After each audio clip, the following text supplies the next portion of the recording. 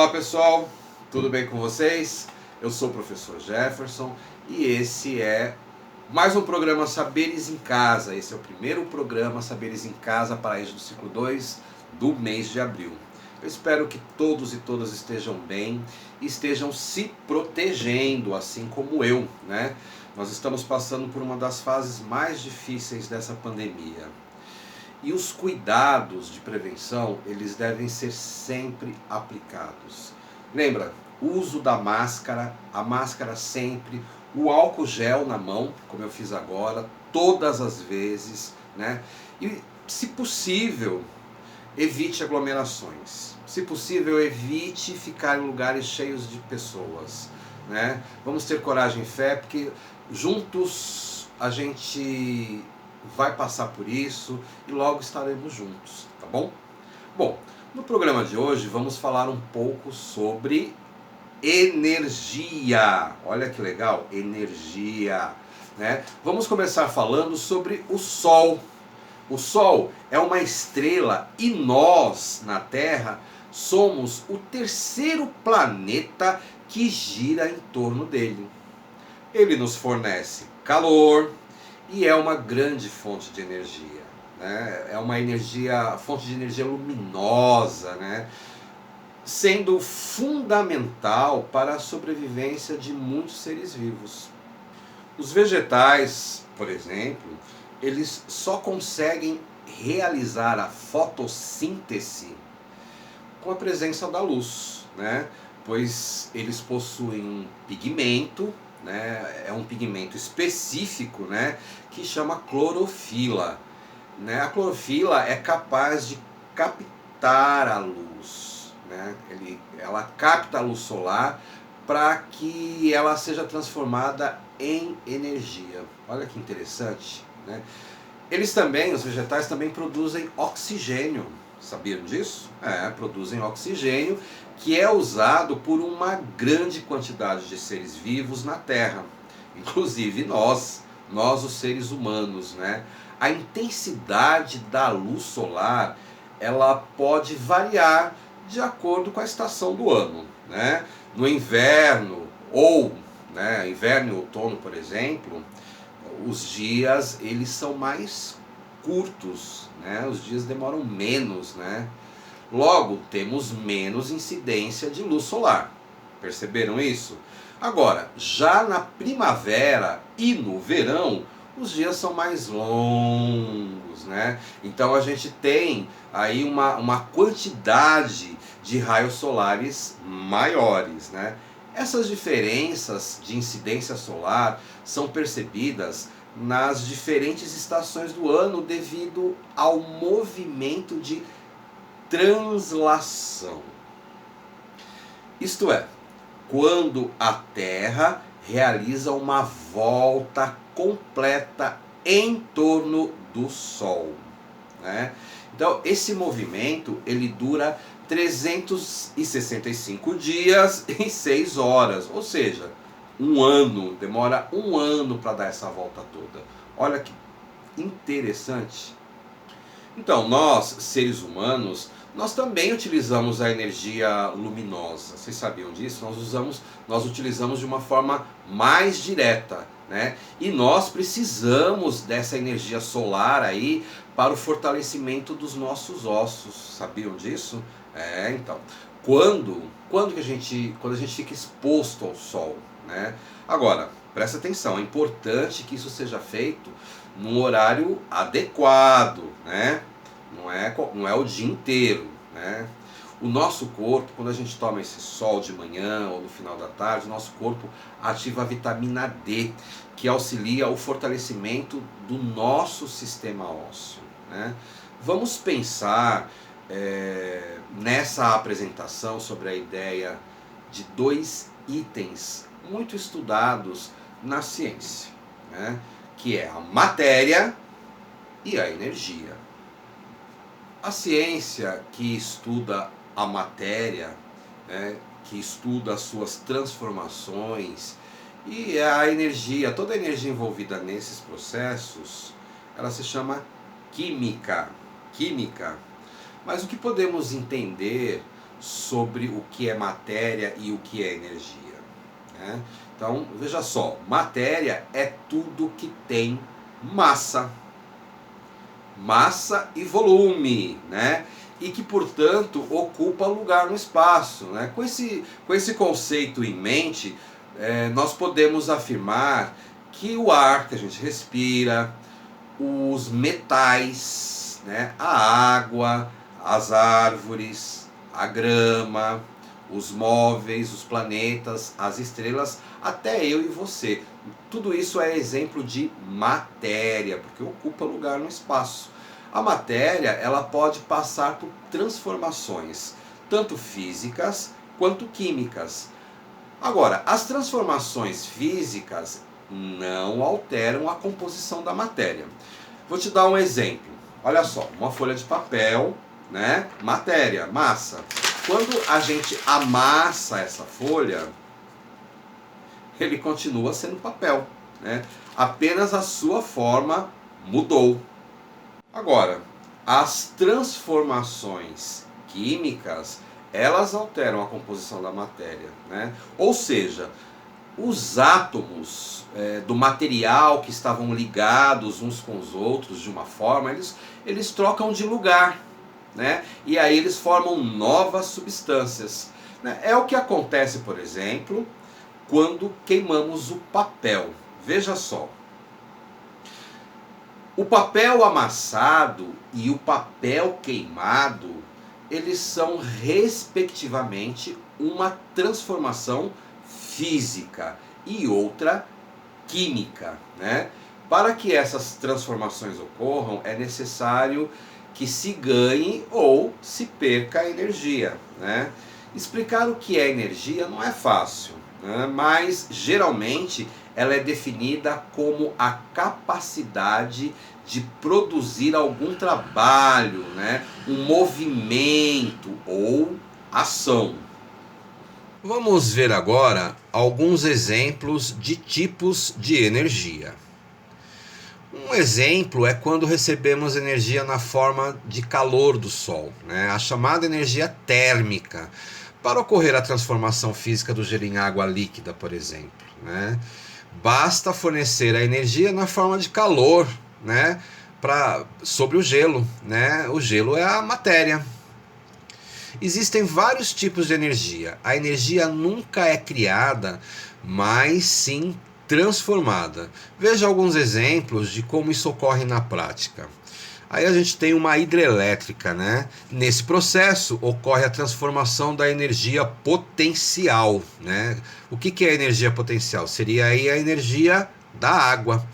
E a transformação em energia mecânica, né? Que é o movimento das turbinas, né? Resultando no fim do processo a energia elétrica, né? Olha a outra energia, a energia química, né? A energia química que existe nos componentes dentro de uma pilha, né, por exemplo, é transformada em energia elétrica, que por sua vez é usada para ligar algum aparelho, né? Quem nunca, né, pessoal? A outra energia que a gente tem aí é a energia química da gasolina, né? Ela é transformada em energia mecânica quando faz o carro andar, né? Agora, como tá cara essa energia, não? Pelo amor de Deus. E agora, a melhor de todas, né, é a energia química dentro dos alimentos, né? Que ela é transformada no nosso organismo em energia que gera o trabalho que o nosso corpo realiza nas atividades diárias, né? E também o calor que aquece o nosso corpo, né? Por isso que é muito importante que a gente se alimente, né? Se alimente bem, né? Quando eu falo bem, não é comer até cair duro, mas que a gente se alimente com produtos bons e naturais, enfim. É isso, né? Olha quanta energia, né? Quantos tipos de energia a gente tem por aí. Vale a pena a gente pensar um pouco na energia dentro da história da humanidade. O uso dos alimentos como fonte de energia sempre foi natural do ser humano, né, ao ser humano. E até por conta disso, eles serviam meramente para cumprir requisitos e necessidades básicas de sobrevivência, né? Então, assim, né, o primeiro avanço na geração de energia trouxe aos homens um mundo de novas possibilidades, né? Quando, né? Lá na descoberta do fogo. A descoberta do fogo fez a humanidade conhecer os benefícios do calor, né? Esse recurso que geralmente é oriundo da queima de combustíveis fósseis, né? Mas que na época, né, ao que indicam os estudos históricos aí, acontecia por meio do uso de lenha, né, da queima de lenha. Desde os primórdios da civilização, o homem extrai da natureza elementos para fazer objetos úteis, né? E os meios para gerar energia, né? Tudo isso através dos recursos naturais. Recursos naturais? O que são esses recursos?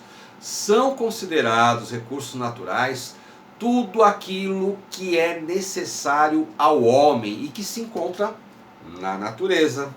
Dentre os quais a gente pode citar, por exemplo, o solo, a água, o oxigênio, a energia oriunda do sol, né? As florestas, os animais e vários outros aí, né?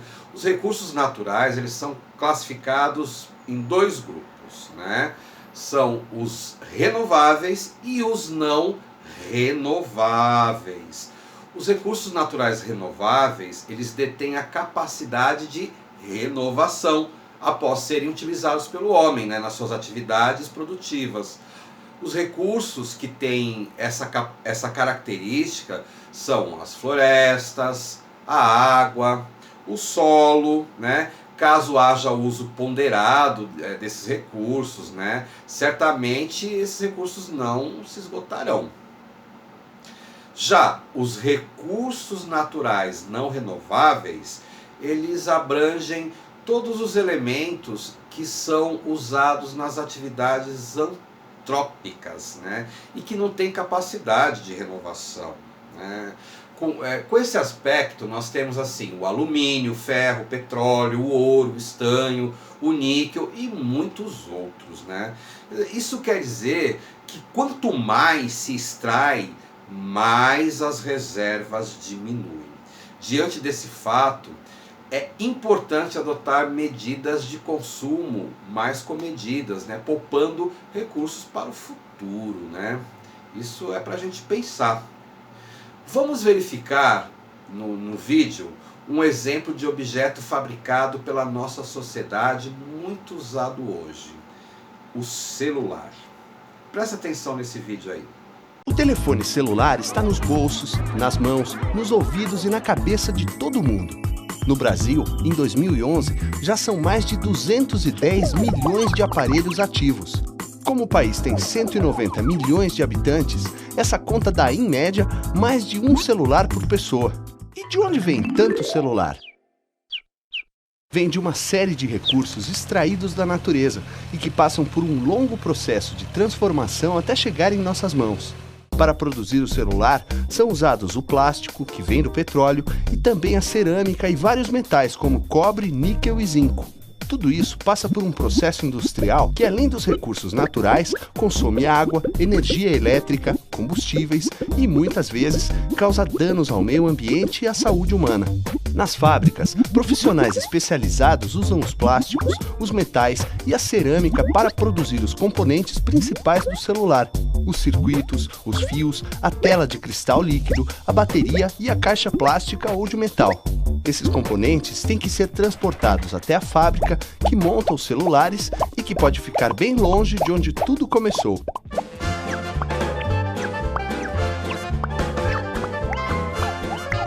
E depois de montado, o celular ainda é embalado e transportado da fábrica até a loja mais perto de você. Então, esse celular é colocado numa vitrine chamativa e aparece em anúncios e comerciais de TV. Tanta propaganda é feita para que as pessoas fiquem com vontade de ter sempre novos modelos de celular e, com isso, acabam jogando fora o celular antigo. O problema é que esse celular nem sempre é velho. Muitas vezes ele funciona bem e está em bom estado. Poderia ser usado por muito mais tempo em vez de virar lixo eletrônico.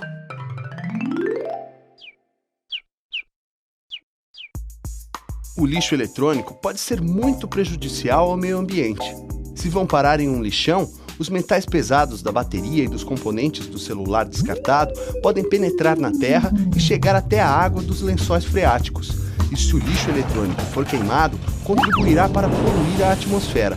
Nos dois casos, causam poluição do solo, da água e do ar com elementos muito tóxicos que provocam danos ao ambiente e sérios problemas de saúde. A opção é levar o celular a um posto de coleta especializado, de onde ele será encaminhado para a reciclagem de seus componentes. Ainda assim, vale lembrar que, na produção do celular, são usados recursos naturais que um dia podem chegar ao fim, como vários minérios e o petróleo, que deveriam ser preservados para usos mais nobres do que a fabricação de um produto que vai para o lixo quando ainda está bom. E ainda há outras coisas importantes que todo consumidor consciente precisa pensar antes de trocar um celular. Se o aparelho está funcionando perfeitamente, por que comprar um celular novo? Especialmente considerando que, se não trocarmos o celular, evitamos o uso de recursos naturais, a poluição e possíveis problemas de saúde. Mas olha só, é claro que, quando bem utilizado, o celular é muito prático e útil. Com ele, podemos nos comunicar com a família e com os amigos e usar também como instrumento de trabalho. Mas precisamos lembrar que são aparelhos duráveis e que não precisam ser trocados a cada vez que aparece um modelo mais novo. Isso é consumo consciente. É o consumo que procura não desperdiçar e busca gerar consequências positivas para cada um de nós, para o meio ambiente e para a sociedade. Ajude a espalhar essa ideia e trazer mais amigos para a turma dos consumidores conscientes.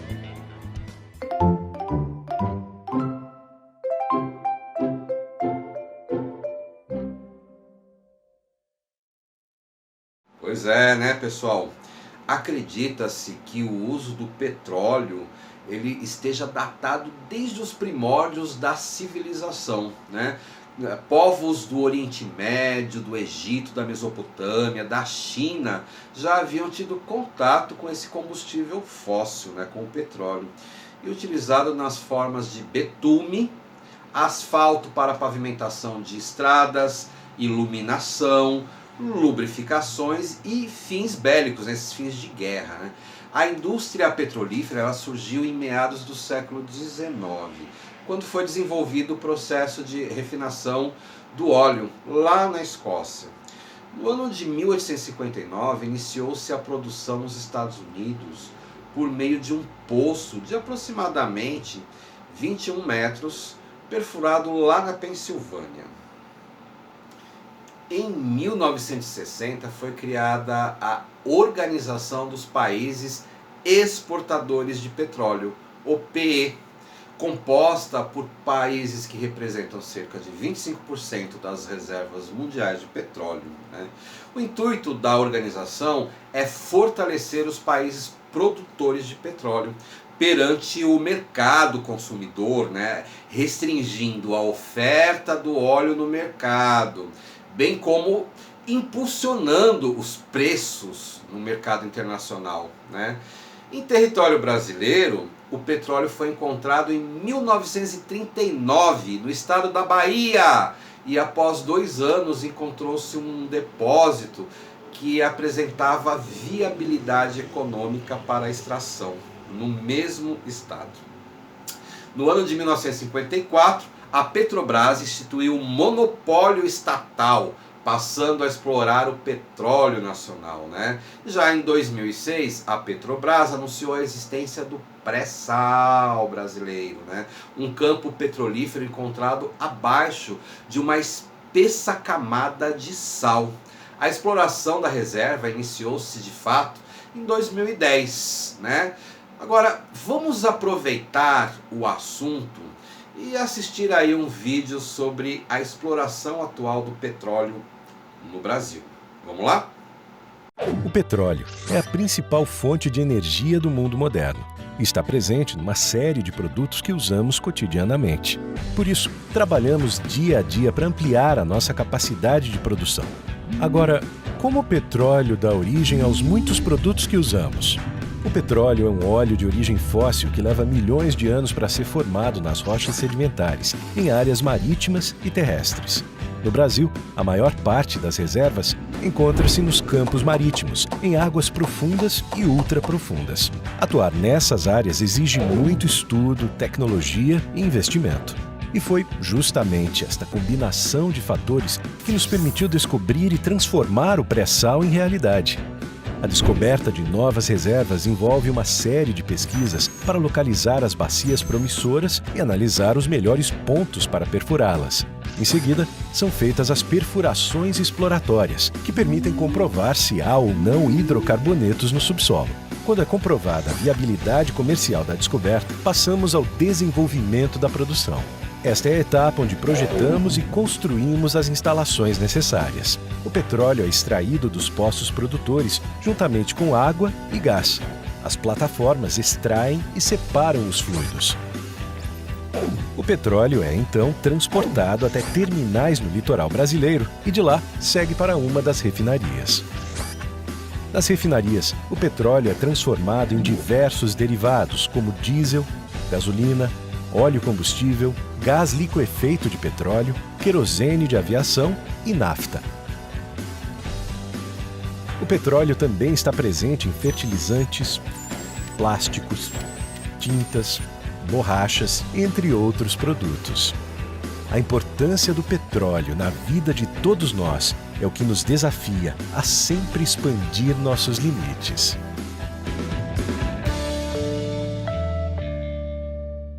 Pois é, pessoal. Aí refletimos um pouquinho sobre as questões de energia, né? Agora vamos para a nossa proposta de atividade de hoje, né? A energia do Sol, ela é importante para vários fenômenos que acontecem na atmosfera do nosso planeta, né? Do ciclo hidrológico ao movimento do ar e do vento. Agora, repare sobre a sua cidade. Qual a variação de temperatura e da chuva durante o ano aqui em Guarulhos? Já repararam? Quando é o momento do ano mais frio e quando é o mais quente aqui em Guarulhos? Quando chove mais e quando chove menos, né? Essa é a sua pesquisa. Aproveite e pesquise sobre o tempo e o clima, né? Aqui de Guarulhos. Registre essa pesquisa e compartilhe. Compartilhe na sua escola, compartilhe no seu Facebook, compartilhe no seu Instagram e compartilhe também em #Saberes em Casa EJA, porque a gente quer trazer o resultado da sua pesquisa aqui nos próximos programas, principalmente agora no mês de abril que estaremos falando sobre energia, né? Isso é muito importante. Legal? Então eu conto com você. Nosso programa termina agora. Eu agradeço a sua presença até aqui. Se cuidem. Lembre-se, álcool gel sempre. Aliás, eu vou usar o meu aqui, né? Fiquem bem. Se possível, fiquem em casa. E até o próximo programa. Grande abraço para todos. Até lá.